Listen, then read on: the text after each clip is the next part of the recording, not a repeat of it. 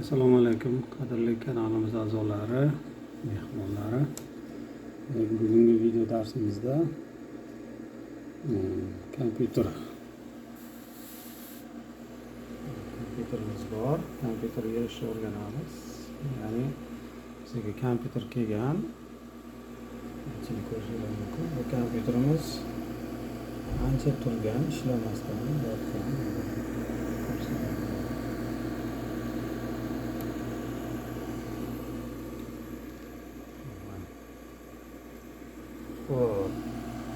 Demak, buni egasi kompyuterimizni ichidagi parametrlarni o'zgartirmoqchi, ya'ni kuchaytirmoqchi kompyuterimiz. Xo'p, demak, o'rnatilgan Windows 7 ekan mana. Xo'p, protsessori Pentium ekan.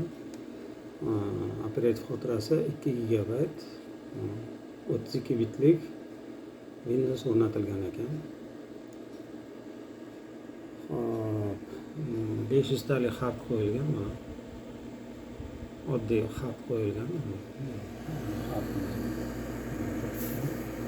Oddiy xatimiz. Xo'p, demak,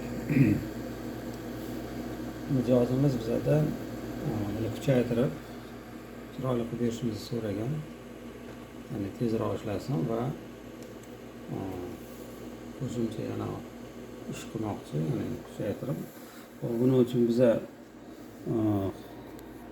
qiladigan ishimiz mana operativkalar qo'ydik, ya'ni operativga almashtiramiz. Demak, operativga 2 ekan, yana 2 GB qo'shamiz, 4 GB bo'ladi.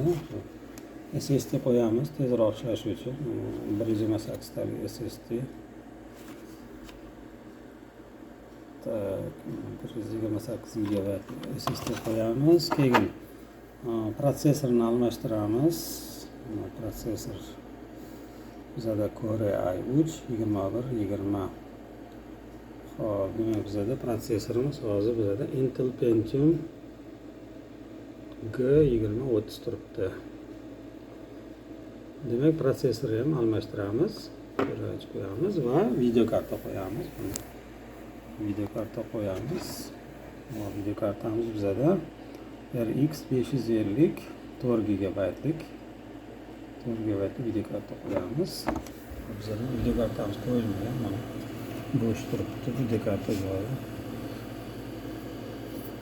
Demak, ishlashi yaxshi, faqat endi buni tozalab, birinchi mana chang islomni olib tozalab olamiz. Bundan keyin yig'ishni boshlaymiz. Xo'p, demak, video davomida sekin ko'rsatib boraman.